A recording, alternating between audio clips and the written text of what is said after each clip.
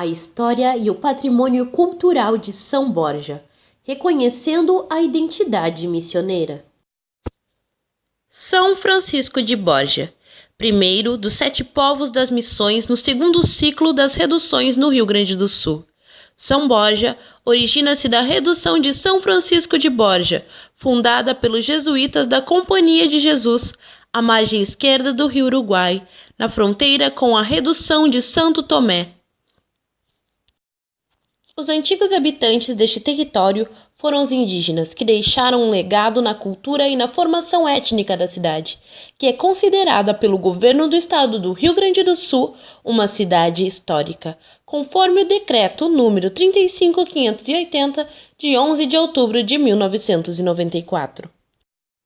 São Borja possui atrativos turísticos ligados à sua origem histórica e cultural. O roteiro se inicia na Praça 15 de Novembro. No passado, esse local presenciou a construção em seu entorno de uma estrutura conhecida dos padres jesuíticas formadas por uma igreja, muros, pátios, oficinas, locais de adoração, aprendizado, de abrigo, refúgio e descanso para as famílias dos indígenas aqui reunidos. Seguindo para a Igreja Matriz, que está localizada no mesmo ambiente onde a primeira foi erguida no ano de 1696, quando São Borja ainda era uma redução jesuítica.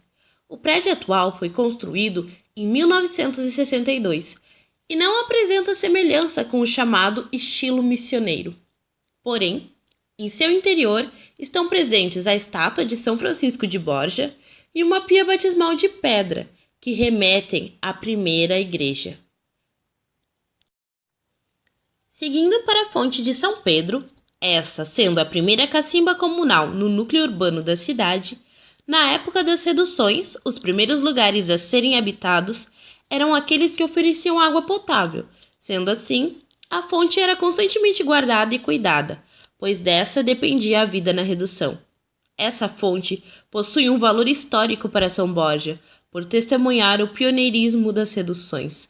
Atualmente é um ponto tombado à preservação do patrimônio histórico e cultural do município.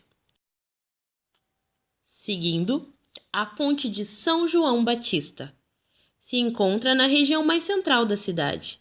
É uma herança viva dos elementos materiais do período reducional. Servia como descanso de tropas e também para o abastecimento de água das pessoas. A fonte é um palco da procissão de São Joãozinho Batista, desde 23 de junho de 1897, sendo realizada anualmente no local. Seguindo para a Igreja Imaculada Conceição, no bairro do Paço, que possui um altar missioneiro ou retábulo, que é considerada um dos projetos de Brazanelli. A peça é rica em detalhes e simbologias entalhadas em madeira.